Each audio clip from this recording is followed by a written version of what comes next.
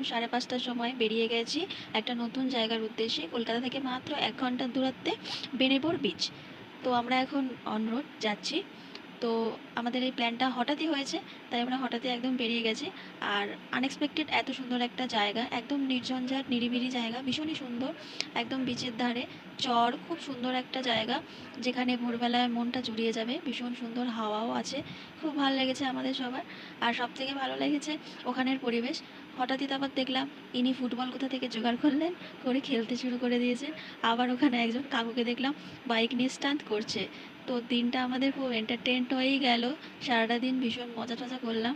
আর এইসব আনএক্সপেক্টেড কিছু, যেগুলো আশা করিনি, সেখানে একদম লোকজন কম, সকাল সকাল ভীষণ ভালো পরিবেশ। তারপর কিছু সেলফিস, তারপর সকালের সবার সাথে সেলফি তুলে, তারপর ব্রেকফাস্ট, দেন বাড়ির উদ্দেশ্যে রওনা। আমাদের 11টার মধ্যে আমরা সেখান থেকে বেরিয়ে গেলাম।